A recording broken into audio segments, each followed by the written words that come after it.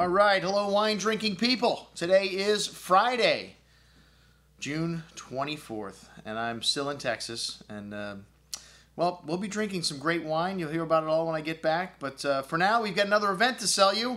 We've got another great event here at the store a week from tonight. One of the white wine world's top producers. And I know what you're saying. It's all white wines. Yes, folks, but it is summertime in South Florida.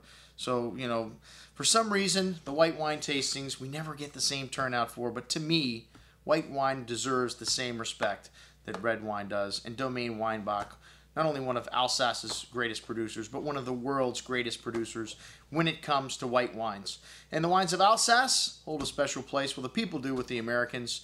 You know, these are the guys that got trampled on by the Germans every time they decided to invade France, and every other race that over the course of the last 1,000 years that's, you know, come into that area when it was Gaul. You know, so a very war-ridden area. And one of the only places you find in France where the buildings are new because they were all just destroyed in the last war. But, you know, the people there are very nice. I'll never forget my last visit there, and the bar we were at stayed open as long as we wanted to stay there. They said we just like to hear people speaking English.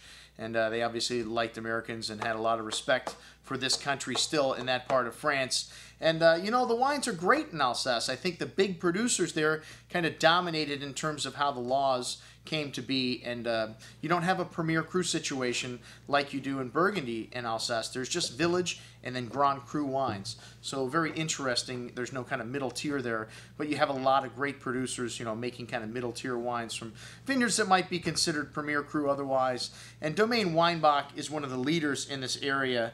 And, you know, this is a unique situation because it's run by women. Theo was a very prominent figure in Alsace, and he strove to improve the quality and promoted this terroir and the grape varietals that are here, and died way too young. And 1979, his wife Colette and their daughters took over and really run with the ball here, and you know, carried on Theo's passion and some of the greatest wines coming out of Alsace from this Domaine Weinbach, a tiny producer. They make you know, a few hundred, 1,000 cases of most of these wines, so they're not very easy to come by.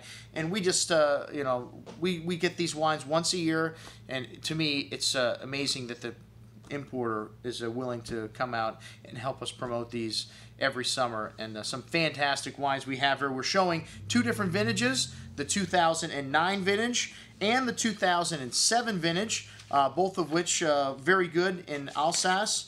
And these wines need a little time, so I think we've got one of our Alsace experts coming in tonight with some older vintage wines as well, rumor has it. So a little extra to add on to the party with the Domaine Weinbach. Tony, of course, will be serving up some tasty treats to accompany the tasting wines. Check it out on today's email. I'm your host, Andrew Lamposoni, signing off for the Wine Watch, saying remember, always drink the good stuff first.